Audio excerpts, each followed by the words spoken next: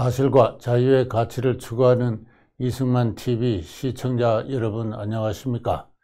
대통령 선거가 앞으로 100일 뒤에 실시됩니다. 양당의 치열한 경쟁이 지금부터라고 하겠는데요.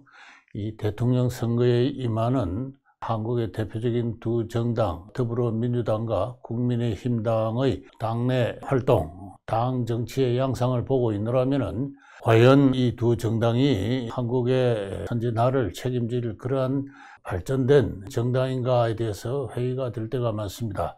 오늘은 먼저 국힘당에 대해서 이야기 드려보도록 하겠습니다. 역사적 관점에서 본 국힘당, 제목을 그렇게 따랐습니다. 부제는 공사관을 중심으로, 정당 정치에 대해서는 여러 가지 전문적인 논의가 가능하겠습니다만 저는 어디까지나 한국 역사에 대해서 나름대로 식견이 있다고 할까요? 그런 이유에서 역사적 관점에서 본 국힘당의 현실을 분석하고 비판해 보도록 하겠습니다.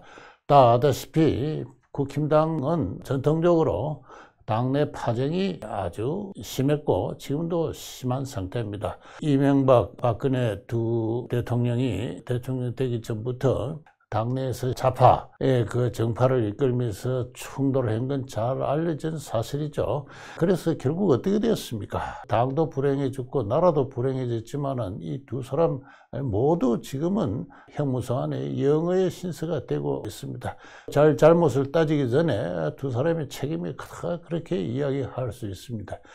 이 당의 현재의 당인 이 국힘당 내에서도 또 이렇게 그 유사한 파쟁이 생겨나서 또 갈등을 하고 있는 것 같습니다. 저는 이 대통령 후보를 선출하는 과정에서 여론을 듣는 것은 좋습니다만은 이 국힘당 지지를 하지 않는 사람의 선호까지 묻는 그런 설문이 들어간 것은 개인적으로는 도저히 납득을 할 수가 없는데, 들리는 소리에 의하면은 그것을 넣음으로써 자기에게 유리하다고 생각하는 한 후보의 강력한 주장에 의해서 그렇게 되었다고 합니다. 바로 사진 가운데의 홍준표라는 사람인데요.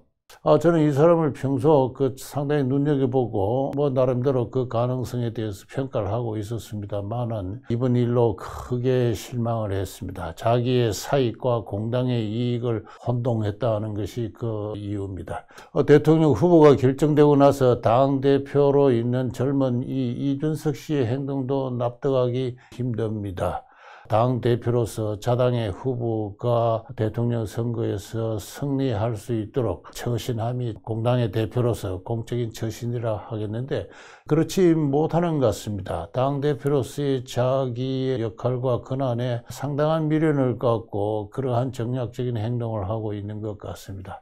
저는 이러한 행동이 제가 지금 거론한 이 두 사람의 개인적인 인격적인 문제라기보다도 역사적인 관점에서는 나름대로 이해할 만한 어떤 그 요인이 있다는 것을 오늘 제가 말씀드리고자 하는 것입니다. 그런 의미에서 저는 타임머신을 타고 한 2, 3세기 전으로 조선 후기로 올라가고자 합니다. 여러분, 정약용 선생, 우리나라의 가장 존경받는 학자 가운데 한 사람이죠. 전국 어디에도 정약용의 호를 딴 다산의 건물도 있고 학교도 있고 여러 가지가 있습니다. 이분이 지은 그 목민심서 잘 알려져 국민적 교양서로 알려져 있고, 일성관청에서는 목민심서를 행정의 참고서로 한다 이런 이야기도 가끔 들리기도 합니다만은 이 목민심서를 제가 지금 이야기를 하겠습니다. 이 목민심서는 13개 부로 이루어졌어요. 제일 1부가 부임, 왕으로부터 충청도 부여 군으로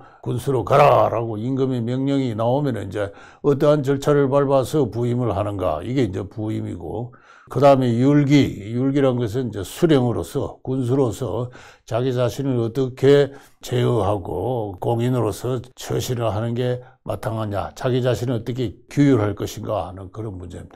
그 다음에는 봉공이 나와요. 공을 받든다는 겁니다.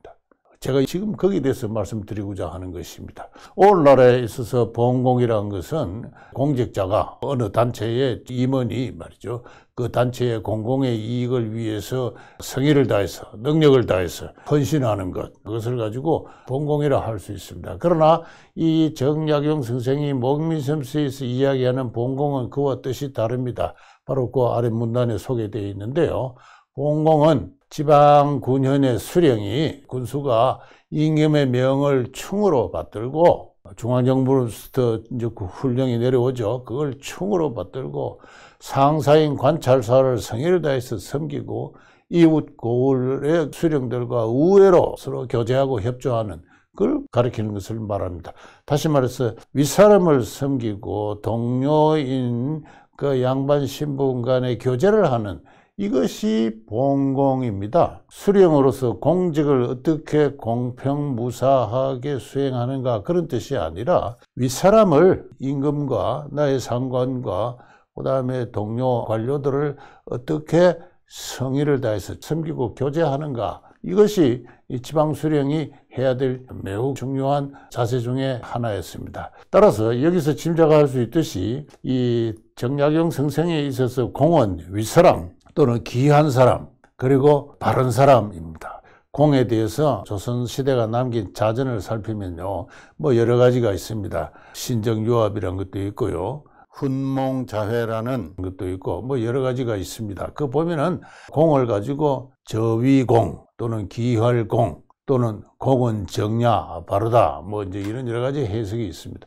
반면에 그 산은 그 반대입니다. 아래 것, 아래 사람, 천한 것, 그 다음에는 바르지 않는 것, 삿된 것, 19세기의 공입니다. 그래서 오늘날의 공사의 개념과는 전혀 다른 뜻으로 공사의 개념이 쓰이고 있다는 것을 알 수가 있습니다. 조선 성리학을 정립함에 가장 큰 어떤 그 영향을 끼친 이 태계 이황 선생의 공과사에서 바로 이와 같은 공사의 관계를 살필 수가 있습니다. 태계 선생은 다음과 같이 이야기했습니다. 우리 마음은 그것이 발동을 하기 전에는 혼연일성으로 순선무악하다, 순수히 선하고 악이 없다. 그러나 마음이 발하여 뜻이 생길 때 정을 끼어서 뜻을 발하게 되는데 이때 천리지 공에 따르기도 하고 인욕지 사에 따르기도 하여서 선과 악의 구분이 이로 말미암아 결정된다 이렇게 이야기했습니다. 따라서 태계성생에 있어서 공이란 것은 천리입니다. 천리, 하늘의 이치. 그 다음에 사라는 것은 인욕입니다. 인욕, 사람의 욕심, 삿된 욕심을 말하는 것입니다. 그래서 태계성생은 이 사를 아주 경계했습니다. 사는 한 마음을 파먹는 벌레요 만악의 근원이다. 예부터 국가가 잘 다스려지는 날이 항상 적고 혼란한 날이 항상 많아서 자신을 파멸하고 나라가 망하는데 치닫는 것은 바로 임금이, 군주가 이 사 한자를 다 제거할 수 없기 때문이다. 자, 이렇게 이야기했습니다. 사를 제거해야 된다. 제가 조금 전에 훈봉자회라는 사전을 이야기했는데 한 3,300자 정도의 한자의 뜻을 풀이한 어린애들 학습용으로 가르치는 사전입니다. 1525년인가 아마 그때 나왔는데요. 이 3,300자 가운데 사자가 없어요. 공자는 있는데 귀할공, 저위공, 사라는 건 어린애들을 가르쳐서는 안 될 글자입니다. 태계성생이 이야기했듯이 사자를 제거를 해야 되는데 사전에서까지 제거를 한 것입니다. 이런 식으로 조선 성리학의 공과 사의 개념이 정의되었고 따라서 도덕적인 공사관입니다. 오륜, 그죠? 부자유친, 군신유의, 부부유별, 장유유서, 붕우유신 하는 그 도리에 충실하면은 그게 공이 되고 그 도리에 어긋나고 아버지에 불효하고 임금에 불충하고 어른에 불순하고 아랫사람에 대해서 사납고 친구들 간에 신뢰가 없고 그게 바로 사예요. 그런데 송해 주작이 성립할 때 바로 이와 같은 공사 개념이 이제 중국에서부터 출발했다고 볼 수가 있는데 여기서는 이 자연스러운 어떤 인간 사회의 그 본래 하늘이 내린 관계 그게 공이니까 천리지 공, 하늘이 풍부한 내려준 인간의 본성이 선하게 발휘된 것이 공이니까 아버지와 아들의 사랑은 본래 공이다. 오늘날엔 그거는 사회 영역입니다. 한 가정 내의 일이죠. 그러나 아버지와 아들의 사랑은 본래 공이다 하듯이 공이란 것은 아주 개인적인 인간관계에서부터 그 덕목이 발현한다 이렇게 생각하는 것입니다. 그래서 공의 도덕성의 출발은 아주 초보적인 인륜에서부터 이루어진다는 걸 말씀드리는 것이고, 이런 것이 이제 사회화하게 되면은 조선의 경우에는 이 공의 윤리를 체득하고 실천하고 한 것이 바로 양반이죠. 이 군자입니다. 이게 공이고, 그 다음에 소인, 바로 상천, 농사짓고 장사하고 또 남의 짐을 지고 하는 이 천한 노비들, 이 소인입니다. 이 마음이 삿대요. 오륜을 알지 못합니다. 그래서 군자는 의에 밝고 소인은 리에 밝다. 이게 이제 논어에 나오는 말입니다.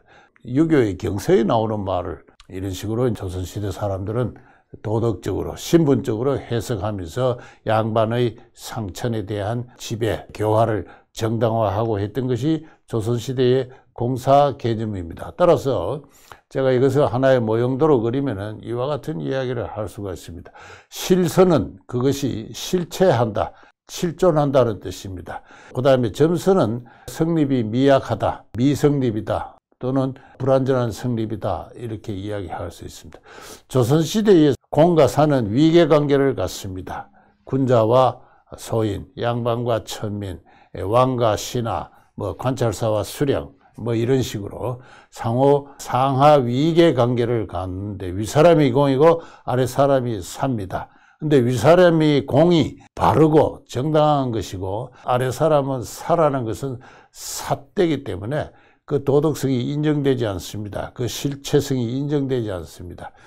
그렇게 해서 실선으로 그려진 공이 위에 놓이고 점선으로 그려진 미성립 내지는 불완전 성립의 사가 아래에 공의 지배를 받는 다수의 사로 존재하는 것이 이 조선의 공과 사의 개념이다라고 할 수가 있습니다. 그런데 한 가지 제가 조선의 공과 사를 논할 때 중요한 특징으로 지금 지적하는 것은 두 가지인데요. 공을 구성하는 윤리가 특히 그 충과 효가 상호 충돌할 경우에 언제나 효가 충보다 우선시 되었다는 겁니다. 대표적인 예가 17세기에 두 차례 있었던 예송이죠. 이 중대한 조선의 사상사에 있어서 가장 중대한 이 사건, 그 논쟁의 핵심은 임금은 어머니를 신하로 삼을 수 있는가 하는 여부입니다. 이 대논쟁에 있어서 임금은 어머니를 신하로 삼을 수 있다고 주장한 당파가 패배를 했죠. 사약을 받고 죽임을 당했습니다. 이 사건 이후에 효의 절대성이, 충에 대한 우위성이 절대적으로 확립이 됐습니다. 이렇게 되면 어떻게 되느냐 하면 말이죠. 그 밑에 사례입니다. 1908년 또 조선왕조가 마지막으로 기울어진 그 시대에 13도 어병 총대장 이인영이 어병을 이끌고 서울로 진격하다가 아버지가 돌아가셨다는 소식을 듣고 귀향해 버렸습니다. 어병부대가 해산됐어요. 그러면서 하늘이 무너졌다, 천봉 그랬습니다. 저는 이 사건을 처음에는 이해를 못했습니다. 무슨 이렇게 무책임한 사람이 있나, 이제 오늘날 관점에서. 진중에서도 자기 천막 안에서 아버지의 빈소를 차리고 아버지에 대한 예를 다 할 수 있는 것이죠. 근데 집으로 돌아가야 됩니다. 집으로 돌아가서 아버지의 시신을 직접 묻고 또 무덤가에서 2년간 심여살이를 해야 되죠. 그게 가장 중요한 사회적 윤리였습니다. 그게 하늘이 무너졌다. 나라가 망한다. 자기가 섬기던 왕, 중국적 세계에서 제후의 사직이 무너지고 있다. 그것도 중요하죠. 그러나 더 중요한 것은 자기 집안의 사직을 지키는 것입니다. 이렇게 되면 어떻게 되느냐 하면은 공이 분산한다. 선택의 대상이 될 때 왕조는 우선 순위에서 밀립니다. 그리고 집집마다 그렇게 해보세요. 공이 분산을 합니다. 이것이 18, 19세기 조선왕조의 정치사를 이해할 때 가장 중요한 관점의 하나다. 다음에 언제 기회에 좀 더 자세하게 이 점을 말씀드리도록 하겠습니다. 그리고 또 하나의 중요한 양상은 공사가 혼동된다는 겁니다. 오늘날 의미의 공사가 있지 않습니다. 이 대표적인 예로서 전국에 한 300여 개의 고을이 있었는데요. 군과 현. 이 군과 현의 오늘날 말하면 이제 군수죠. 당시는 수령이라고도 흔히 많이 불렀습니다만 군수와 현감, 이 수령들이 군현의 복럼을 어떻게 지출했는가.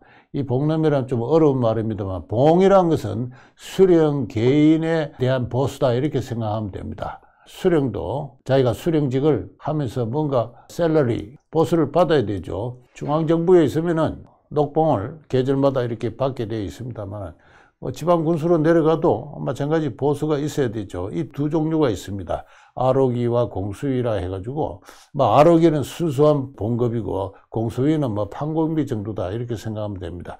두 개 다 합쳐서 한 17석 내지 28석 9년의 등급에 따라서.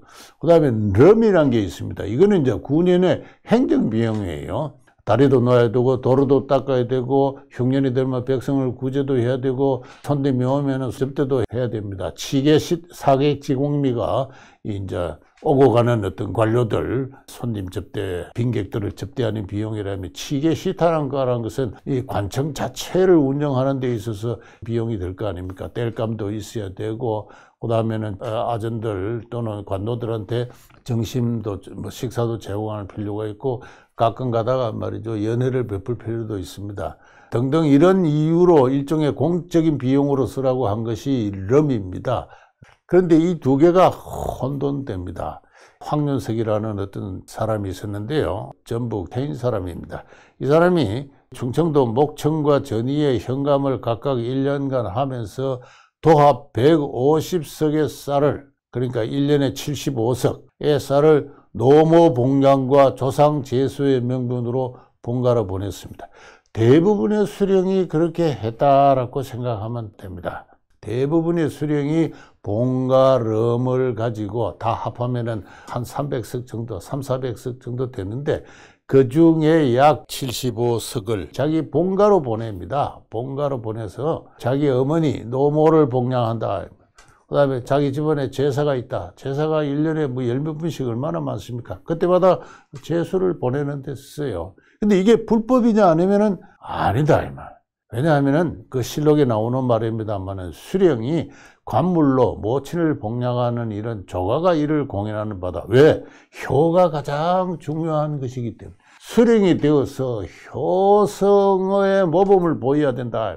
효성의 모범을 보이는 것이 백성을 다스리는 근본일지인데 모친을 복양하고 또 조상 제사를 위해서 본가에 복름의 상당 부분을 떼어서 보내는 것은 전혀 불법 행위가 아니다 이렇게 되는 것입니다. 그래서 공사가 전면적으로 혼동되고 있다. 아니 자연스럽게 통합되어 있다. 이런 것이 조선시대 공사관의 그 특징이라고 볼 수 있습니다. 자, 이러한 공사관에서 제가 조금 전에 보여드리는 그러한 상호 위계를 갖는 그러한 상하 위계의 도덕성을 갖는 공사관에서 근대적인 공사관을 제 나름대로 그림을 그려보면은 이와 같은 것입니다. 일종의 사회 계약론인데요.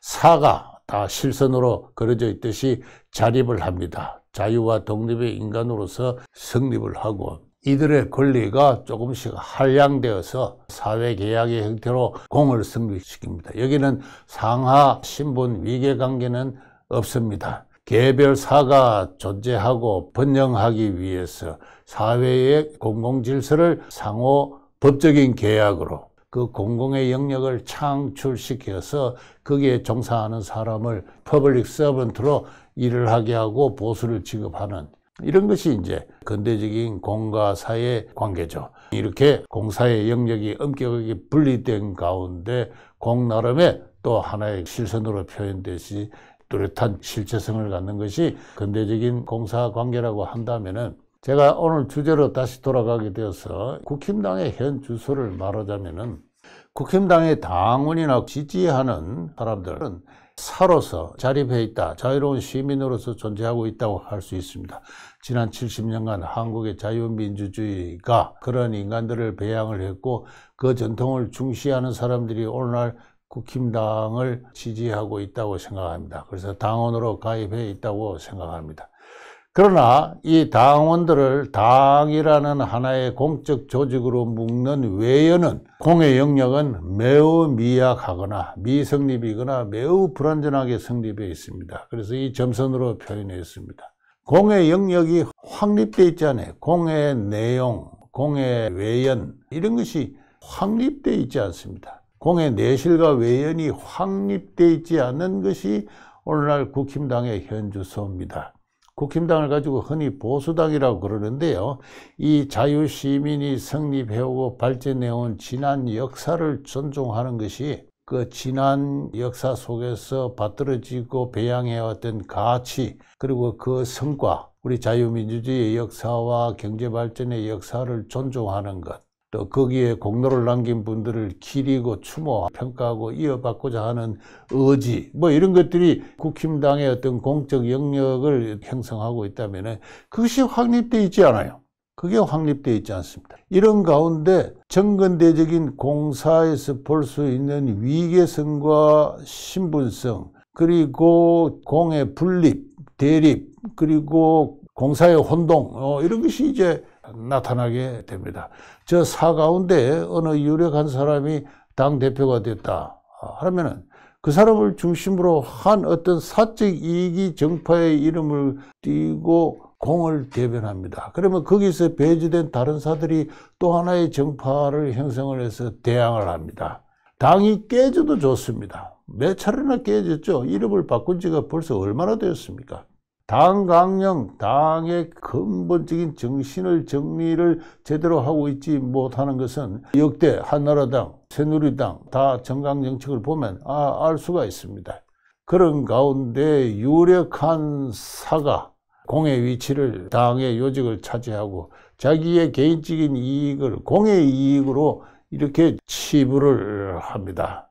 빈공영사하는 것이죠. 대통령 선거는 매우 당으로서는 5년 만에 한 번씩 닥치는 매우 중요한 어떤 그 정치 국면에 있어서 당 대표가 자기 해야 될 본연의 일 가운데 하나가 당의 대통령 후보가 당선되게끔 봉공을 하는 것이죠. 봉공을 하는 것입니다. 그러나 이 당대표는 대통령 후보라는 또 하나의 공인과 공적 지위를 다툽니다. 분산된 상태에서 대립하고 있습니다. 우리 선배들은 그렇지 않은 것 같아요. 일제의 차별을 받고, 그죠? 식민지 민중이라고 차별을 받았죠. 해방 이후 좌우 대립의 그 격정에서 또 6.25 전쟁 과정에서 살아남았습니다. 그리고 조국 근대화 노선에서 참여해서 봉사를 했습니다. 그야말로 멸사봉공의 정신을 갖고 나라를 이만큼 만들어온 선배들은 그와 같은 역사적 시련 속에서 오히려 이 공사의 개념을 뚜렷이 이해하고 실천을 해왔습니다. 또는 그때는 권위주의 정치였습니다. 한 유력 정치인이 스스로 공의 경계를 올바로 강건하게 설정을 함으로써 그게 권위주의 정치입니다. 당내 구성인들의 공사 개념이 오히려 발달된 가운데 당이 조국을 수호하고 또 발전시키는 데 큰 역할을 했다면은 그 혜택받은 시대에 태어난 후인들은 오히려 저 가슴속에 잠재해온 전통의 공사관을 지금 익숙하게 부활시켜서 재현을 하고 있습니다. 그래서 역사는 비약이 없다고 한 말이 참 진실인지도 모르겠습니다. 자, 이 문제를 어떻게 극복해야 될 것인가? 어떻게 보수 정당, 자유시민, 자유민주의 정당으로서 그 외연을 강건하게 두르면서 공의 영역을 확보할 것인가? 이런 것이 국힘당의 가장 중요한 과제입니다. 당대표가 막상 해야 될 일이 가장 중요한 것이 바로 그러한 것입니다. 자, 시간이 많이 지났기 때문에 오늘은 이 정도로만 이야기하고 무엇을 해야 될 것인가, 공의 내용을 어떻게 채울 것인가, 또 경쟁하는 민주당의 현주소는 어떤가, 뭐 이런 것을 다음 시간에 또 한번 생각해 보도록 하겠습니다. 네, 경청해 주셔서 감사합니다.